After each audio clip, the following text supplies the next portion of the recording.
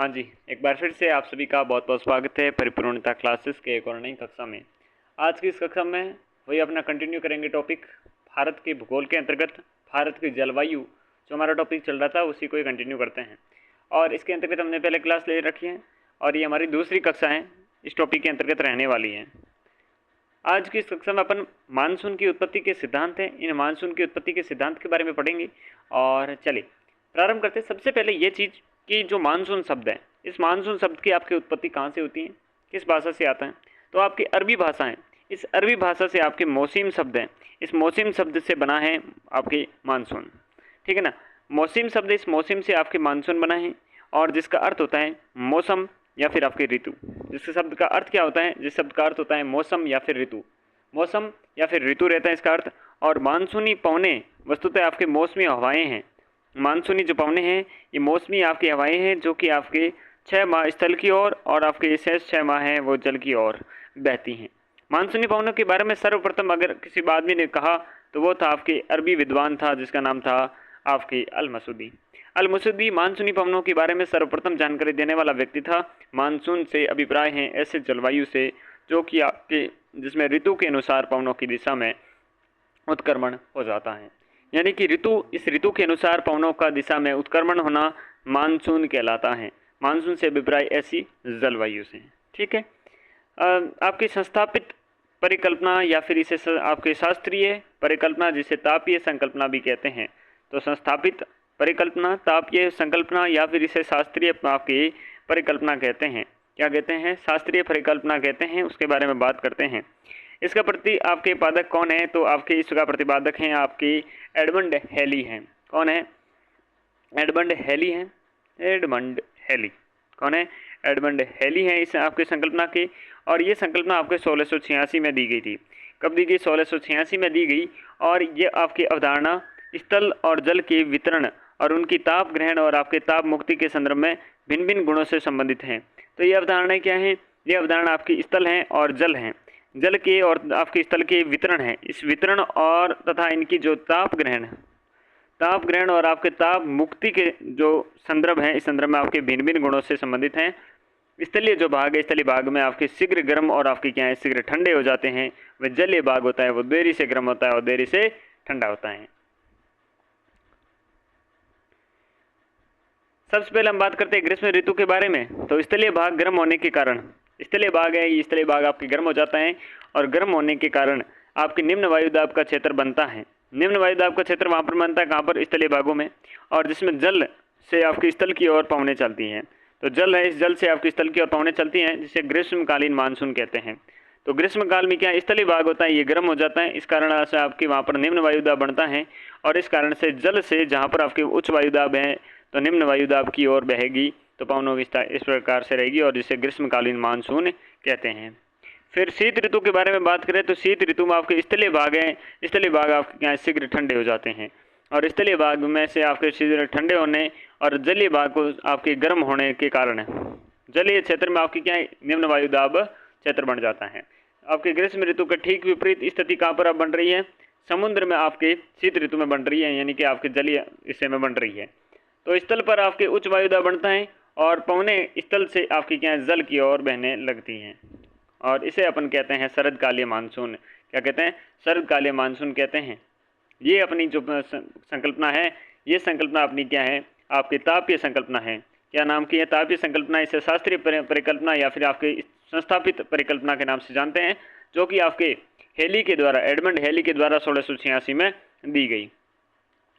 अब नेक्स्ट अपनी अवधारणा रहेगी और वो अवधारणा है आपके स्पेट की क्या है? चक्रवातीय परिकल्पना। स्पेट है, इस स्पेट की आपके चक्रवातीय परिकल्पना है, इसके बारे में बात करते हैं।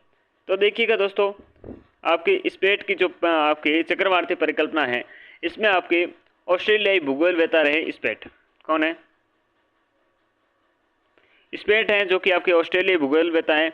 स्पेट की चक्रवातीय परिकल्पना दी गई। स्पेट की चक्रवातीय परिकल्पना के अंतर्गत हम बात करें तो ऑस्ट्रेलियाई भूगोल वेता स्पेट के आपके अंतर्गत माना कि मानसूनी पवनों की उत्पत्ति चक्रवातों के कारण होती है। उनका ये मानना था कि जो मानसूनी पवनें हैं ये मानसूनी पवनों की उत्पत्ति आपके चक्रवातों के कारण होती है और ये चक्रवात आपके चक्रवात वाताग्रह के कारण उत्पन्न होते हैं। किस कारण से? वाताग्रह के कारण आपके उत्पन्न होते हैं।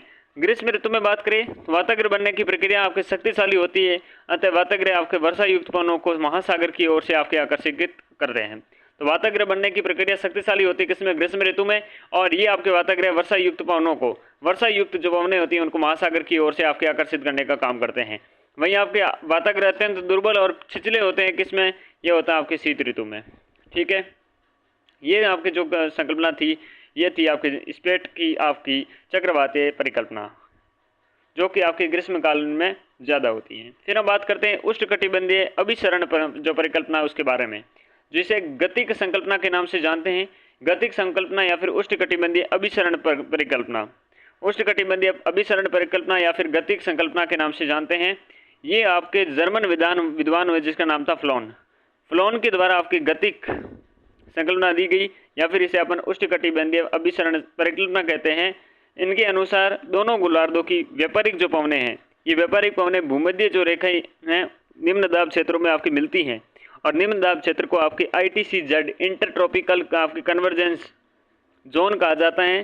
ठीक है ना, उष्णकटिबंधीय अभिसरण क्षेत्र कहते हैं। और इस आपके ITCZ में विषुवत रेखीय जो पछुआ पवनें हैं, ये पछुआ पवनें ये चलती है। ठीक है ना, विषुवत रेखीय जो पछुआ पवनें हैं ये इसमें चलती हैं। ग्रीष्म ऋतु की बात करें तो जुलाई के महीने में अर्थात ग्रीष्म ऋतु में ITCZ आपके 20 से लेकर 25 डिग्री उत्तरी अक्षांशों के बीच में गंगा के मैदान में स्थित हो जाता है। इसे आपके मानसूनी गर्त कहते हैं। जो ग्रीष्म ऋतु में ये ITCZ आपके 20 से 25 डिग्री उत्तरी अक्षांशों के बीच में गंगा के मैदान में स्थित होता है, जिसे मानसूनी गर्त कहते हैं। इस समय आपके उत्तरी भारत में निम्न वायुदाब क्षेत्र बनता है। जो उत्तरी भारत है, इस उत्तरी भारत में आपके निम्न वायुदाब क्षेत्र बनता है, और जिससे क्या दक्षिणी गोलार्ध की जो व्यापारिक पवनें हैं, दक्षिणी गोलार्ध की जो व्यापारिक पवनें हैं विषुवत रेखा को पार करने के पश्चात कोरियोलिस बल के प्रभाव के कारण दाईं ओर मुड़कर क्या है, दक्षिणी पश्चिमी जो दिशा है, यानी कि उत्तर पूर्व ये जो दिशा है, इस दिशा की ओर आपकी चलने के कारण दक्षिणी पश्चिमी मानसून पवनें कहा जाता है। दक्षिणी पश्चिमी मानसून पवनें कहा जाता है, और इससे ये आपके मानसून उत्पन्न होता है।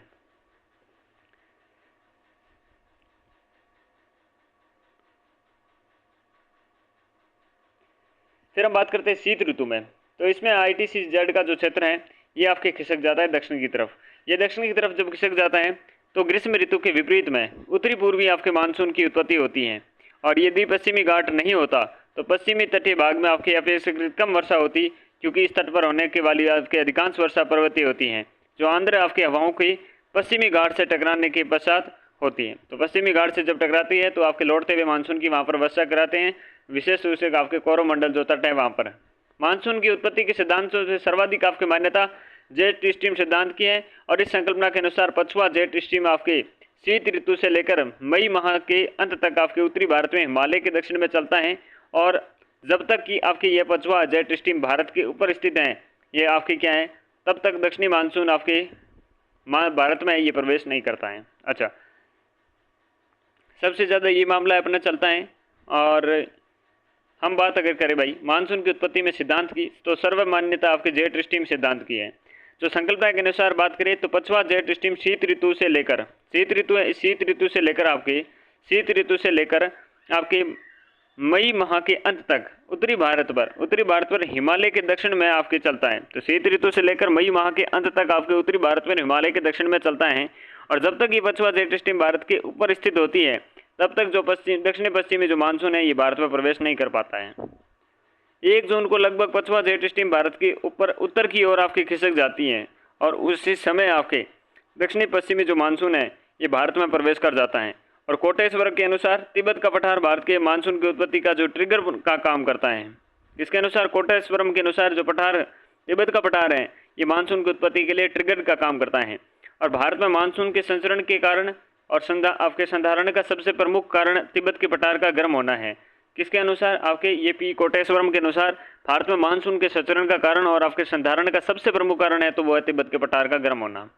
सौर मंडल में लगभग आपके उच्च स्तरीय वायु संचरण 9 से 12 किलोमीटर की ऊंचाई तक विद्यमान रहता है, और मानसून की उत्पत्ति आपकी जो उत्पत्ति है इस उत्पत्ति के लिए उत्तरदायी होती हैं। ये कोटेश्वरम हुए, पंत हुए, रामामूर्ति हुए, रामास्वामी हुए, फ्लोन हुए, हैमिल्टन हुए आदि आपके वैज्ञानिकों ने सौर मंडल में चलने वाली आपके जेट स्ट्रीम का आपके मानसून से घनिष्ठ संबंध माना है, और हैमिल्टन ने मानसून का सहसंबंध पूरे सौर मंडल की परिस्थितियों से किया है, जबकि अन्य विद्वान सौरमंडल से निचले भाग को ही आपके क्या मानते हैं।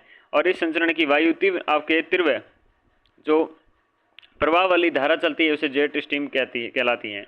तो कोटेश्वरम पंत, रामामूर्ति, रामास्वामी, फ्लोन और साथ में हैमिल्टन है। हैमिल्टन आपके वैज्ञानिक है, वे इन्होंने आपके सौरमंडल में चलने वाली जेट स्ट्रीम के मानसून से घनिष्ठ संबंध बताया। और हैमिल्टन ने तो ये तक कहा कि मानसून का सहसंबंध ये पूरे सौरमंडल की परिस्थितियों से किया, जबकि अन्य विद्वान है ये सौरमंडल के नीचे वाले भाग है, इस नीचे वाले भाग के मानते हैं। और इस संचरण की वायु की तीव्र आपके प्रवाह वाली धारा चलती है, जिसे जेट स्ट्रीम कहते हैं। बात करते हैं उपोष्ण आपके पश्चिमी जेट स्ट्रीम की। जेट स्ट्रीम संकल्पना जो कि पश्चिम से पूर्व की ओर प्रवाहित होती है, इसका मार्ग ऋतु के अनुसार आपके थोड़ा परिवर्तित भी होता है। नेमियास ने जेट स्ट्रीम की आपके जो रोसबी तरंगे हैं, रोसबी तरंगे कहा, जिनका जीवन चक्र आपके 4 अवस्थाओं में पूर्ण होता है। तो आपके नेमियास है, नेमियास ने जेट स्ट्रीम है, इस जेट स्ट्रीम को आपके रोसबी तरंगे कहा, जिनका जीवन चक्र क्या 4 अवस्था में पूर्ण होता है। तो ये याद रखना है कि नेमियास ने जेट स्ट्रीम को आपके रोसबी तरंगे कहा है। और इनकी दिशा देखो पश्चिम से पूर्व की ओर प्रवाहित होती है, मार्ग है ऋतु के अनुसार थोड़ा परिवर्तन भी होता है। इन तरंगों का निर्माण द्वितीय अवस्था में शुरू होता है और चतुर्थ अवस्था में अत्यधिक आपके सर्पिला आकार होकर चक्रीय रूप में आपके धारण करती हैं। तो दूसरी अवस्था है, इस दूसरी अवस्था में ये आपके निर्माण होना शुरू होता है और चतुर्थ अवस्था में पूर्ण रूप से ये सर्पिला आकार में अत्यधिक सर्पिला आकार होकर आपके चक्रीय रूप धारण करती है। और इसे स्थायी पवन प्रवाह कहते हैं, जो वर्ष भर चलती हैं। यह हवाएं हजारों किलोमीटर तो आपके लंबाई में चलती हैं और सैकड़ों किलोमीटर आपके चौड़ाई में चलती हैं। लगभग आपके कुछ 3 से 4 जो किलोमीटर है इसकी मोटाई भी रहती है। क्या रहती है? मोटाई भी इसकी रहती है। इन हवाओं की आपकी गति देखें तो 100 आपके नॉटिकल मील रहती है। कितनी? 100 नॉटिकल मील रहती हैं प्रति घंटा। ठीक है ना। 300 से 100 नॉटिकल मील प्रति घंटे से लेकर 300 नॉटिकल आपकी मील प्रति घंटा तक रहती हैं। किलोमीटर के हिसाब से देखें तो 180 किलोमीटर प्रति हावर और आपके 500 किलोमीटर प्रति हावर तक। ठीक है। नॉटिकल में आपके कितने? 100 से 300, किलोमीटर में 180 से लेकर आपके 500 के बीच में। ग्रीष्म ऋतु के बारे में बात करते हैं। इस समय सूर्य आपके उत्तरायण हो जाता है। बिल्कुल सही है। जेट स्ट्रीम का आपके संपूर्ण प्रवाह तिब्बत पठार के उत्तर में स्थित होता है। बिल्कुल सही है। और जब जेट स्ट्रीम ग्रीष्म में आपके पठार के उत्तर में रहता है तो आप हिंदू महासागर से आपके पवने आपकी क्या है उत्तर की ओर प्रवाहित होती है इस प्रकार से, और ग्रीष्मकालीन आपके मानसून की उत्पत्ति होती है। शीत ऋतु में बात करें तो इस समय आपके दक्षिणायन हो जाता है सूर्य, और सूर्य मकर रेखा पर सीधा चमकता है। तो इस समय जेट स्ट्रीम तिब्बत के पठार के कारण 2 भागों में विभाजित होता है। विभाजित आपके जेट स्ट्रीम भाग देखें शीत ऋतु में तो आपके तिब्बत के पठार के ऊपर की आप प्रवाहित शाखा और तिब्बत के पठार के दक्षिण में प्रवाहित आपके जो शाखा हैं, यहाँ की शाखा आपके शरदकालीन मानसून पैदा करती है। कौन सी? तिब्बत के पठार की जो दक्षिण में प्रवाहित शाखा होती है वो। पूर्वी जेट स्ट्रीम के अगर बारे में बात करें तो ये स्थायी जेट स्ट्रीम ना होकर एक सामयिक या अल्पकालीन होती है, जो ग्रीष्म ऋतु में भारत के पूर्व से पश्चिम की तरफ, हमने यहाँ पर देखा था कि जो उपोष्ण पश्चिमी जेट स्ट्रीम है वो पश्चिम से पूर्व की तरफ चलती हैं, और ये आपकी जेट स्ट्रीम है ये आपके पूर्व से पश्चिम की तरफ चलती हैं। और शुरू होते ही आपकी क्या मानसूनी हवाओं का भारत में प्रवेश होता है। तो इस आपके पूर्वी जेट स्ट्रीम के चलना शुरू होते ही क्या मानसूनी हवाओं का भारत में प्रवेश होता है, विस्फोट होता है। ठीक है ना। पूर्वी जेट स्ट्रीम अगस्त माह में 15 डिग्री आपके उत्तरी अक्षांश और सितंबर माह में 22 डिग्री उत्तरी अक्षांश पर आपके अवस्थित होती हैं, और ये 30 डिग्री उत्तरी अक्षांश से पार कभी नहीं करती। यहाँ से आपके क्वेश्चन है, ये क्वेश्चन आपके कहाँ आया था? सेकंड ग्रेड के हिंदी वाले पेपर था, यानी उस पेपर के जीके के पेपर में आया था। पूर्वी जेट स्ट्रीम अगस्त माह में आपके 15 डिग्री उत्तरी अक्षांश, ठीक है ना, 15 डिग्री उत्तरी अक्षांश अगस्त माह में, और सितंबर में 22 डिग्री उत्तरी अक्षांश पर अवस्थित होती है। ठीक है। और ये 30 डिग्री उत्तरी अक्षांश को कभी भी पार नहीं करती है। कोटर शर्मा के अनुसार ग्रीष्म ऋतु में आपके तिब्बत के पठार हैं। तिब्बत के पठार अत्यधिक गर्म होने से ऊपरी जो वायुमंडल है, ऊपरी वायुमंडल में यहाँ से आपके उत्पन्न होने वाली जो पूर्वी जेट स्ट्रीम है हिंद महासागर तक आपके प्रपार जाकर नीचे बैठती हैं और दक्षिणी पश्चिमी मानसून हवाओं पर तीव्र दबाव डालकर तेजी से क्या है भारत की ओर पहुँचाती हैं। तो कोटर शर्मा के अनुसार आपके ग्रीष्म ऋतु में तिब्बत के पठार से अत्यधिक गर्म होने से ऊपरी जो वायुमंडल में यहाँ से उत्पन्न होने वाली पूर्वी जेट स्ट्रीम हिंद महासागर पर जाकर नीचे बैठती है और वहाँ पर दक्षिणी पश्चिमी मानसूनी हवाओं पर तीव्र आपके दबाव डालकर तेजी से भारत की ओर आपके पहुँचाती है। मानसून को प्रभावित करने वाले कारकों के बारे में अब बात करते हैं। तो मानसून को स्वभाव एवं रचना तंत्र संसार की विभिन्न भागों में स्थल, महासागर और ऊपरी वायुमंडल के एकत्रित मौसम संबंधी आंकड़ों के आधार पर समझा जा सकता है। स्थल हुआ, महासागर और आपके जो ऊपरी वायुमंडल है उससे एकत्रित जो मौसम संबंधी आंकड़े हैं उसके आधार पर समझा जा सकता है।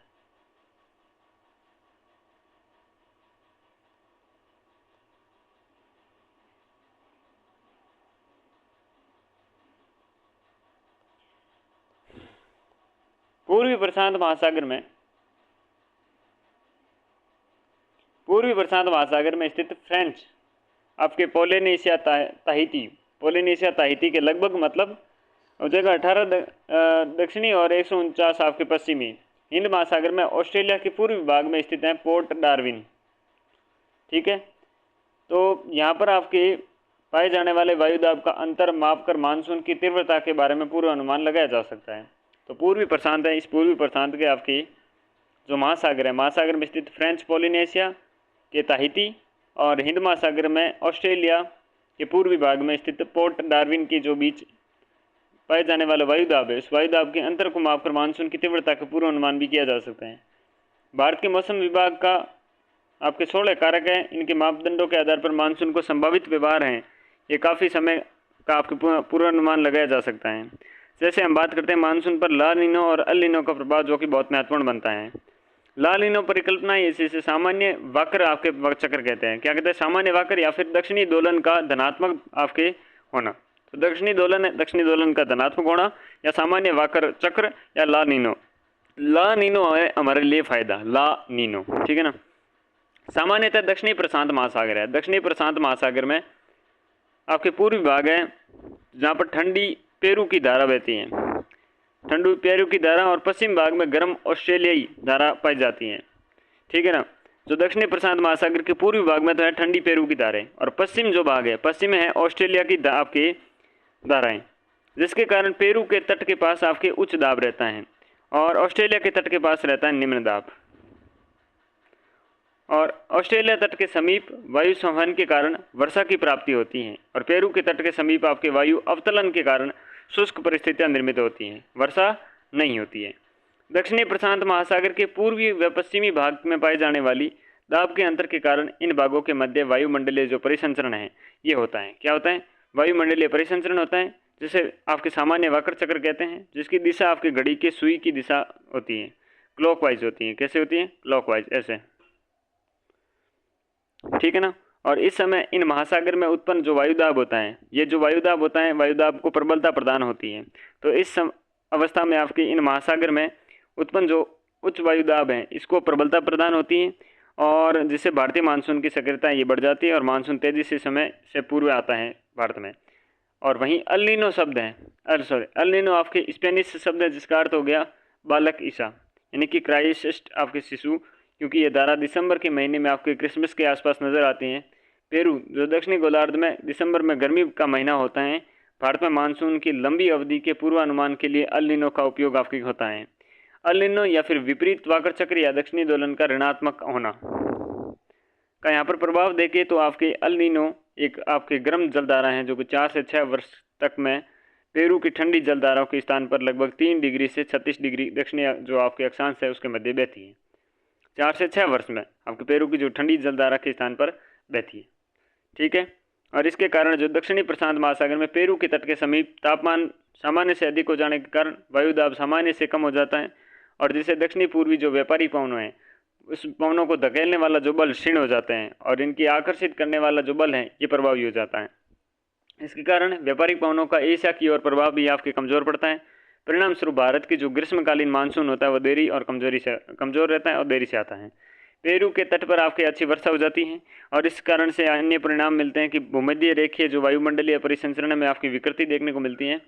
समुद्री आपके जल के वाष्पन में अनियमितता आती है। प्लवन की जो मात्रा है, इस प्लवन की मात्रा में कमी आती है, जिससे समुद्र में आपके मछलियों की संख्या ये भी आपके घट जाती है। पेरू के तट के निकट आपके उच्च दाब और निम्न दाब की जो केंद्र हैं ये केंद्र का बन जाते हैं। और अन्य जो परिकल्पनाएं हैं, एक है तापीय आपकी संकल्पना, ठीक है। तापीय संकल्पना जो जल स्थिर समीर है, ये बेकर, स्टेम्प और हेली, तो बेकर, स्टैम्प और हेली नाम आएंगे 1686 में, ठीक है ना। 1686 की ये वर्ष में आती है। स्टैम्प, बेकर और हेली इससे संबंधित हैं। और एक है दक्षिणी पश्चिमी आपके मानसून पवनें। दक्षिणी पश्चिमी मानसून पवनें हैं ITC जेड थ्योरी है, ये आपके फ्लोन ने दी थी, 1951 में दी थी। 1951 में फ्लोन के द्वारा आपके दी गई थी ITC जेड की जो आपकी परिकल्पना है। कोटेश्वरम सिद्धांत है, तिब्बत के पठार का महत्व बताते हैं, ये 1952 में दी गई थी। कोटेश्वरम का सिद्धांत 1952 में। जेट स्ट्रीम थ्योरी है या फिर MT आपके यिन ने दी थी, MT यिन ने दी थी 1949 में।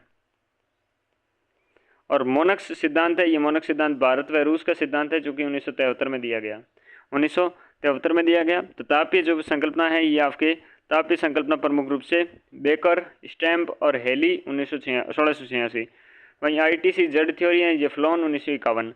कोटेश्वरम सिद्धांत तिब्बत के पठार का महत्व है, कोटेश्वरम के द्वारा 1952। जेट स्ट्रीम थ्योरी MT यिन के द्वारा 1949 में। मोनेक्स सिद्धांत है भारत व रूस का 1973 का। अब बात करते हैं मानसून और भारत का आर्थिक आपके जीवन। मानसून और भारत का आर्थिक जीवन देखें तो मानसून वह दूरी है जिस पर समस्त भारत का जीवन चक्र घूमता है, क्योंकि भारत की 64% जो जनता है भरण पोषण के लिए खेती पर आपके निर्भर है और मुख्यतः दक्षिणी पश्चिमी जो मानसून है उस पर आधारित है। हिमालयी प्रदेशों के अतिरिक्त शेष भारत वर्ष भर आपकी यथेष्ट गर्मी का रहती है, जिससे सारा आपके साल खेती की जा सकती है। मानसून आपके जलवायु की क्षेत्रीय जो विभिन्नता है, ये क्षेत्रीय विभिन्नता नाना प्रकार की फसलें उगाने के सहायक है। वर्षा की आपकी परिवर्तनशीलता के देश में कुछ भागों में आपकी सूखा पड़ता है, कुछ जगह पर बाढ़ के कारण बनती है। भारत में कृषि की समृद्धि वर्षा के सही समय पर आने और उसके पर्याप्त आपके वितरण पर आपके निर्भर करती है। यदि वर्षा नहीं होती तो कृषि इस पर आपके बुरा प्रभाव पड़ता है, और विशेष रूप से उन क्षेत्रों में जहाँ पर सिंचाई के साधन है वो विकसित नहीं हुए हैं। मानसून का अचानक प्रस्फोट है, ये देश के व्यापक क्षेत्रों में मृदा अपरदन की समस्या उत्पन्न कर देता है। और आपके जो उत्तर भारत में शीतोष्ण जो कटिबंधीय चक्रवात हैं, उत्तर भारत में आपके जो शीतोष्ण कटिबंधीय चक्रवात हैं, ये होने वाली आपकी शीतकालीन वर्षा रबी की फसलों के लिए अत्यंत लाभकारी सिद्ध होते हैं। भारत की जलवायु में आपकी क्षेत्रीय विभिन्नता भोजन, वस्त्र और आवासों की विविधताओं के उजागर होती हैं।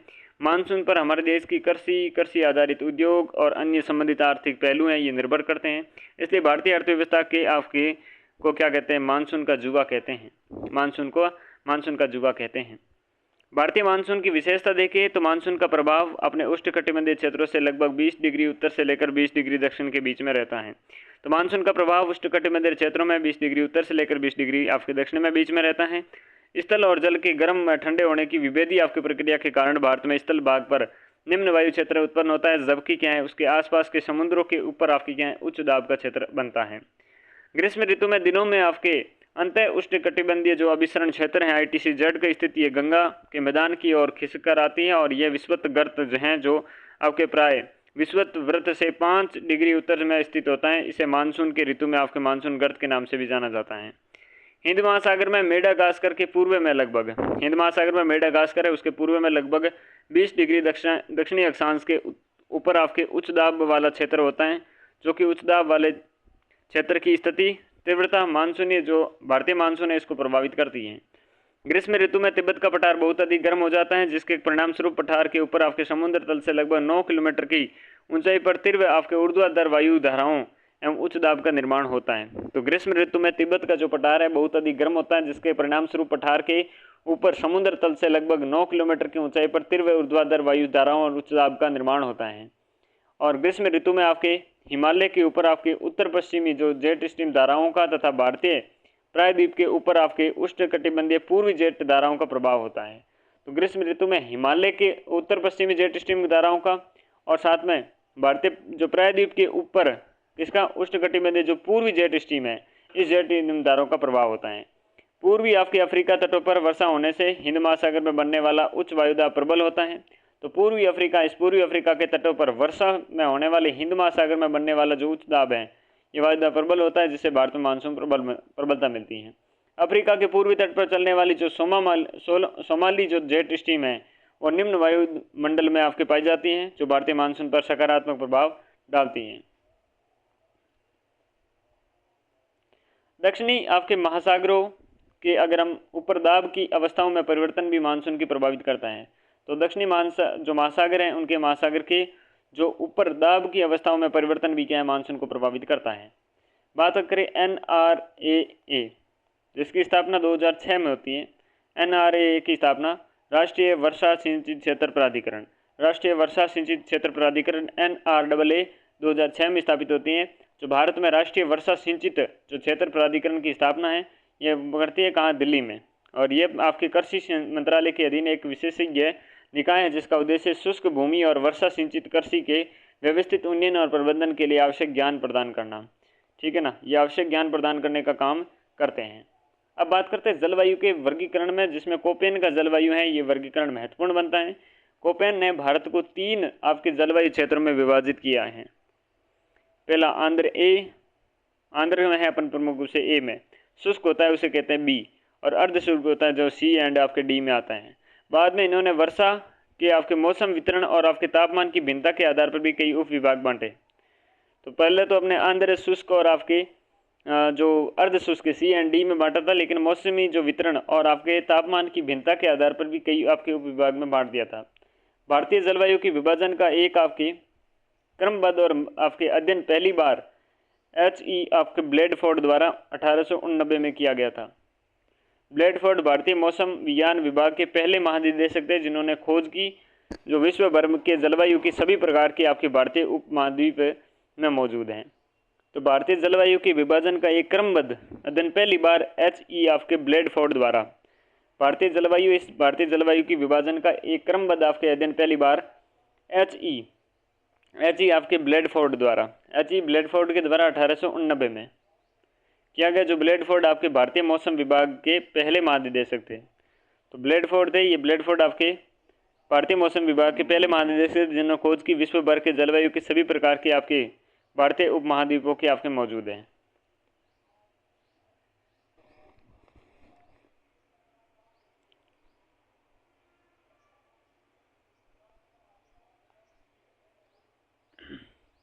देखो ये प्रमुख रूप से कोपेन का जो अनुसार वर्गीकरण है जलवायु का भारत की, उसके अंतर्गत देखते हैं। तो सबसे पहले ऊपर देखते हैं। यहाँ पर देखिएगा जो पूरे क्षेत्र में यहाँ आपके लगभग क्षेत्र देख लेना अपना रहने वाला है जम्मू कश्मीर, लद्दाख और कुछ हिस्सा आपके हिमाचल प्रदेश, ठीक है ना, और उत्तराखंड का हिस्सा यहाँ पर साथ में मिला लो। तो देखो यहाँ पर ई यानी कि ध्रुवीय प्रकार के आपके पाया जाएगा वर्गीकरण, और जैसे उत्तराखंड विशेष में तो देखें तो यहाँ पर E+ देखने को मिलेगा, यानी कि ध्रुवीय प्रकार का यहाँ पर देखने को मिलेगा मामला। ठीक है, फिर अपन बात करते हैं जैसे कि अपना गर्म जो मरुस्थलीय क्षेत्र है यहाँ पर BWHW, ठीक है ना, यहाँ पर बाड़मेर शामिल नहीं होता है। राजस्थान का ये पश्चिमी छोर है आपके, ये शामिल रहता है BWHW, ठीक है, BWHW, ठीक है। फिर अपने गुजरात का कुछ हिस्सा यहाँ से लेकर जो पश्चिमी अपना पंजाब का क्षेत्र लेकर पश्चिमी जो राजस्थान का हिस्सा है यहाँ पर आपके BSHW क्या है, यहाँ पर आपका B है, S है, H है और W है, ठीक है ना, BSHW है। यहाँ पर मतलब स्टेपी प्रकार की आपकी वनस्पति पाई जाती है। ठीक, फिर अपन बात करते हैं, यहाँ बात करते हैं अपन जो है कि प्रमुख रूप से लघु ग्रीष्म ठंडी आंध्र शीत आपके ऋतु वाला क्षेत्र है, जो कि आपके प्रमुख रूप से अरुणाचल प्रदेश का वगैरह यहाँ पर थोड़ा हिस्सा है, ये इससे आपके DFC में पाया जाएगा। DFC है ये, DFC पाया जाएगा, ठीक है ना। लघु ग्रीष्म ठंडी आंध्र शीत ऋतु वाला, ठीक है ना, ठंडी आपके लघु ग्रीष्म ठंडी आंध्र शीत ऋतु वाला होगा, ठीक है ना। फिर अपन बात करते हैं साउथ में आ जाइए, यहाँ पर रह जाओ पहले बीच में, CWG के बारे में बात करते हैं। तो CWG राजस्थान का अधिकांश हिस्सा, गुजरात का हिस्सा रहेगा इसमें शामिल। फिर बात करेंगे यहाँ पर MP वगैरह उत्तर प्रदेश हैं, बिहार है, जो प्रमुख रूप से जो पूर्वी भारत है, इसका पूर्वी भारत का हिस्सा हो जाएगा, सिक्किम वगैरह यहाँ पर शामिल हो जाएगा। हरियाणा का क्षेत्र है, दिल्ली का क्षेत्र आपके, ये क्षेत्र आपकी CWG में जहाँ पर शुष्क शीत वाला मानसूनी प्रकार का रहता है, शुष्क शीत वाला आपकी CWG, ठीक है ना, CWG। फिर अपन बात करते हैं AW की। AW आपके प्रमुख रूप से पाया जाता है आपके उष्ण कटिबंधीय सवाना प्रकार का कहते हैं इसे। AW जो उष्ण कटिबंधीय सवाना है सबसे ज़्यादा आपके प्रमुख रूप से यही पाया जाता है, या तो CWG या फिर AW, ठीक है ना। दक्षिणी राजस्थान में प्रायद्वीपीय पठार में दक्षिणी भारत में आपके प्रायद्वीपीय पठार के क्षेत्र में सबसे ज़्यादा AW पाया जाता है, उष्ण कटिबंधीय सवाना प्रकार के वन पाए जाते हैं यहाँ पर। फिर देखिएगा यहाँ पर आपके जो SHW ये छायावृष्टि प्रदेश हैं, जो अर्ध शुष्क स्टेपी जलवायु हैं, ये BS आपके HW जो कि हमने बात करी थी ना, राजस्थान के अधिकांश हिस्से में पश्चिम में जो पाया जाता है वो हमने देखा, राजस्थान के पश्चिम हिस्से में देखा था, वो यहाँ पर पाया जाता है। AMW है, यहाँ पर AMW है, ये AMW आपके लघु शुष्क आपके ऋतु वाला मानसूनी, लघु शुष्क ऋतु वाला आपके मानसूनी प्रकार का ये आपके पश्चिमी घाट में पाया जाता है, ठीक है ना, पश्चिमी घाट में पाया जाता है, पश्चिमी तट या पश्चिमी घाट में। फिर हम बात करें शुष्क आपके ग्रीष्म, शुष्क अगर हम बात करें ग्रीष्म ऋतु वाला आपके मानसूनी प्रकार, तो आपकी AS कहलाता है, AS कहलाता है, क्या कहलाता है, AS कहलाता है, जो कि आपके पूर्वी क्षेत्र में यहाँ पर पाया जाता है, जिसमें शुष्क ग्रीष्म ऋतु वाला मानसूनी प्रकार के पाए जाते हैं। ये आपके वर्गीकरण रहने वाला है प्रमुख रूप से। ऊपर E है, बीच में CWG हैं, पश्चिम में आपके BWHW हैं, BSHW हैं, पूर्व में आपके DFC हैं, फिर हमने दक्षिण के हिस्से में देखा AW, फिर और दक्षिण में आएंगे छायावृष्टि प्रदेश है, वहाँ पर BSHW हैं, और इधर आपके पश्चिमी जो घाट में वहाँ पर AMW और पूर्व में AS पाया जाता है, ठीक है ना, ये वर्गीकरण रहेगा। देखिए ये वर्गीकरण अपन बात करते हैं विशेष रूप से, हमने देखा AMW हमने नीचे की साइड भी देखा था, उष्णकटिबंधीय अंदर आपके क्या होता है, मानसूनी जलवायु होती है, शीत ऋतु में रहती है आपकी शुष्क, शीत ऋतु रहती है आपकी शुष्क। यह वर्गीकरण जो भारत में कुछ आपके स्थानों के तापमान और वर्षा पर आपके आधारित होता है। हमने जलवायु के आपके महत्वपूर्ण वर्गीकरणों में AMW पढ़ रहे हैं, जो कि आपके मालाबार तट में है, जो कि पश्चिमी घाट का आपके पश्चिमी भाग, और साथ में कुछ हिस्सा त्रिपुरा और मिजोरम का दक्षिणी भाग है, त्रिपुरा है और साथ में मिजोरम का जो दक्षिणी भाग है ये भी पाया जाता है इसमें AMW में, ठीक है ना। AW हमने देखा उष्णकटिबंधीय सवाना जलवायु या फिर आपके उष्णकटिबंधीय आंध्र शीत आपके शुष्क जो जलवायु रहता है, जिसमें कर्क रेखा के दक्षिण में आपके प्रायद्वीप पठार का अधिकांश भाग है, इसे आपके वृष्टि जो छाया प्रदेश है उसे छोड़ दो, बाकी ज़्यादातर आपके AW पाया जाता है। AW में क्या है, उष्णकटिबंधीय सवाना जलवायु, ठीक है ना, उष्णकटिबंधीय आंध्र शीत शुष्क आपके जलवायु रहता है, ठीक है ना। चलिए AMW में क्या है, उष्णकटिबंधीय आंध्र मानसूनी जलवायु रहती है, शीत ऋतु जिसमें शुष्क रहती है, ठीक है ना। AS के बारे में बात करें, जो कि आपके उष्णकटिबंधीय आंध्र और आपके ग्रीष्म जलवायु रहती है, जो कि कोरोमंडल तट में रहता है, ठीक है ना, कोरोमंडल तट में रहने वाला, तमिलनाडु का हिस्सा यहाँ पर आपकी जो पूर्व का हिस्सा ये वाला, ठीक है ना, ये सेम ये वाला हिस्सा AS पाया जाता है, जिसमें उष्णकटिबंधीय आंध्र व आपके ग्रीष्म शुष्क जलवायु, कोरोमंडल तट पर उष्णकटिबंधीय आंध्र व ग्रीष्म शुष्क, ग्रीष्म में क्या है, शुष्क आता है, ठीक है ना। S फॉर समर, समर मतलब आपके छोटा है तो क्या है, जैसे इसका अर्थ होता है ग्रीष्म में शुष्क जलवायु। जैसे AW है तो ये आपकी क्या है, ये है आपके विंटर में शुष्क रहने वाला, ठीक है ना। BWHW उष्णकटिबंधीय शुष्क गर्म आपके मरुस्थलीय जलवायु है, जो कि आपके उत्तरी पश्चिमी राजस्थान व कच्छ प्रायद्वीप में पाया जाता है। वहीं अगर हम बात करें BSHW की, जो कि उष्णकटिबंधीय आंध्र आपके शुष्क रहेगा, अर्ध मरुस्थलीय और जलवायु है जो स्टेपी है, ठीक है ना।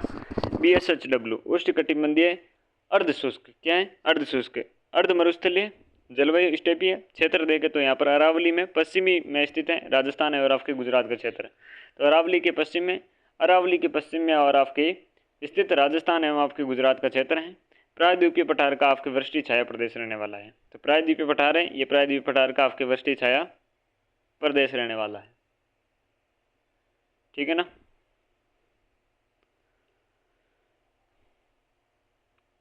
CWG जो कि आपके उपोष्ण कटिबंधीय मध्य ताप या फिर उपांध्र मानसूनी जलवायु होती है, आपके शुष्क रहती है शीत ऋतु और गंगा तुल्य जलवायु रहती है, भारत के उत्तरी भाग में ये रहता है। DFC है जो कि शीत आंध्र जलवायु है, लघु ग्रीष्म काल रहता है, इसमें अरुणाचल प्रदेश और सिक्किम रहता है। ET है जो आपके ET आपके क्या है, या फिर जो कि ET या फिर E+ कह दो, ठीक है ना, ये आपके प्रमुख रूप से टुंड्रा तुल्य जलवायु होती है, जो उत्तराखंड और हिमाचल प्रदेश में शीतोष्ण आपके कोणधारी वनों का क्षेत्र रहता है। और E है जो ध्रुवीय जलवायु है, जो कि आपके जम्मू कश्मीर और लद्दाख हिमाचल प्रदेश में पाई जाती है, ठीक है ना। तो ये मामला इसका वर्गीकरण रहने वाला है। तो चले, ये हमारा भारतीय जलवायु का टॉपिक था, ये भारतीय जलवायु का टॉपिक कंप्लीट होता है, और notes credit goes to Cram publication. Thanks for watching.